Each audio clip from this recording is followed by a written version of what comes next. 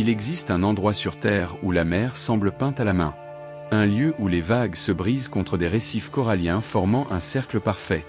Un endroit où l'océan se déverse en cascade bleue, créant l'illusion d'une chute d'eau sous-marine. Cet endroit, c'est l'île Maurice. Un petit point perdu dans l'océan Indien, au large de Madagascar. Un bout de terre si minuscule sur la carte, et pourtant si immense dans les rêves des hommes. Car ici, tout semble parfait. Le sable est plus blanc que la farine, les cocotiers se balancent comme au ralenti. Et les couchers de soleil paraissent écrits pour le cinéma. Mais derrière les villas de luxe, les resorts 5 étoiles et les yachts des milliardaires, se cache une autre île Maurice. Une île que peu de touristes voient. Une île réelle, vivante, complexe. Une île qui respire entre les sourires des habitants et les cicatrices de son passé. Bienvenue dans le vrai visage du paradis. Bienvenue à l'île Maurice, le rêve des riches et la réalité des autres. Chapitre 1. Le cœur de l'océan. L'île Maurice est née du feu. Il y a environ 8 millions d'années, un volcan a jailli des profondeurs de l'océan Indien, projetant des laves incandescentes qui, en se refroidissant, ont donné naissance à cette terre isolée. De ce chaos est né un jardin. Une île fertile, entourée d'un lagon turquoise protégé par la 3e plus grande barrière de corail au monde. Ici, la nature est d'une générosité presque provocante. Les montagnes se dressent comme des sculptures, les forêts s'enroulent autour des cascades, et les terres respirent la vie. Les premiers à fouler cette île furent les navigateurs arabes, puis les Portugais au XVIe siècle. Mais ce sont les Hollandais, les Français et enfin les Britanniques qui marqueront profondément son histoire. Chacun y a laissé son empreinte, parfois en or, parfois en chêne. Chapitre 2. Le métissage du monde. Maurice est une mosaïque humaine. Ici, on parle anglais, français, créole, hindi, tamoul, ourdou, bhojpuri. Chaque visage est une carte du monde. Les ancêtres sont venus de tous les horizons. Les esclaves d'Afrique et de Madagascar. Les engagés venus d'Inde après l'abolition de l'esclavage. Les colons européens venus bâtir des plantations. Et plus tard, les commerçants chinois. Ce mélange a créé une identité unique, ni africaine, ni asiatique, ni européenne. Une identité mauricienne, fière, spirituelle, profondément tolérante. Les fêtes hindoues, musulmanes, chrétiennes et bouddhistes coexistent ici comme des saisons du cœur. Un même village peut célébrer Noël, Diwali et l'Aïd, sans contradiction. Une harmonie rare, dans un monde divisé. Mais cette diversité, si belle, cache aussi une hiérarchie silencieuse. Car depuis des siècles, le pouvoir économique appartient encore à une minorité. Les grandes familles franco-mauriciennes, descendantes des colons, qui contrôlent aujourd'hui une grande partie des terres et des entreprises du pays.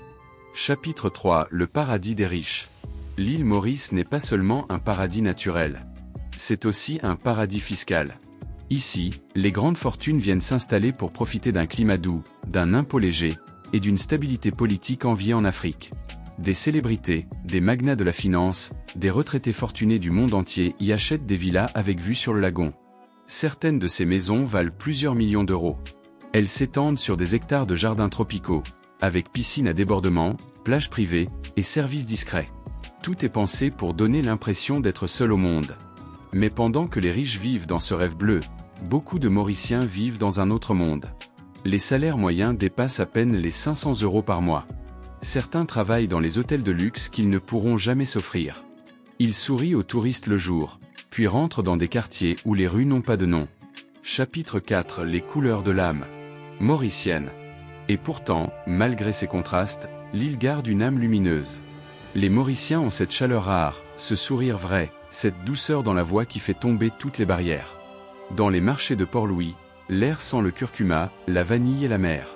Les femmes portent encore le sari ou la robe fleurie. Les hommes jouent au domino sous les filaos.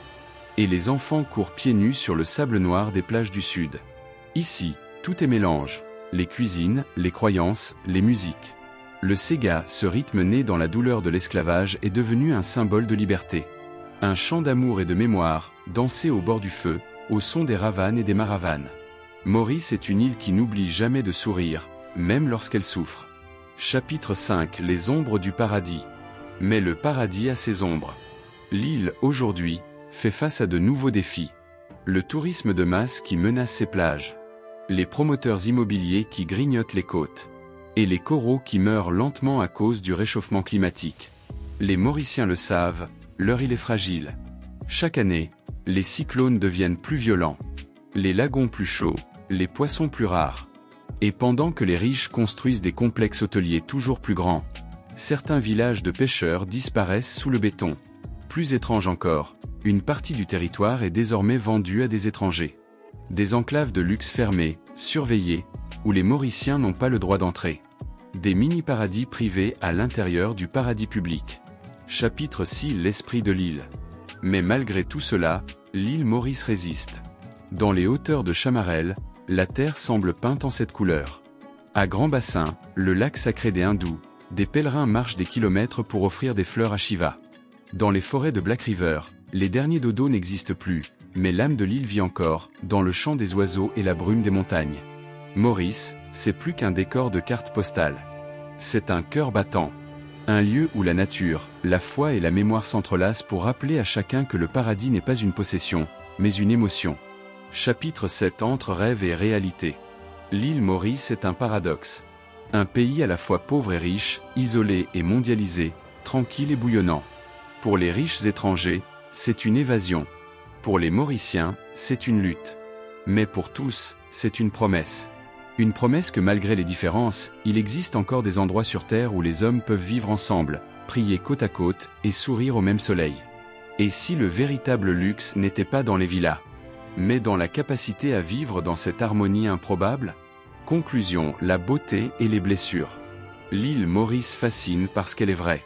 Elle ne cache pas sa beauté, mais elle ne dissimule pas non plus ses blessures. Elle nous rappelle que le paradis n'est jamais parfait, qu'il est fait de contrastes, de douleurs, de rêves et de lumière. Alors la prochaine fois que vous verrez une photo de l'île Maurice sur Instagram, rappelez-vous ceci.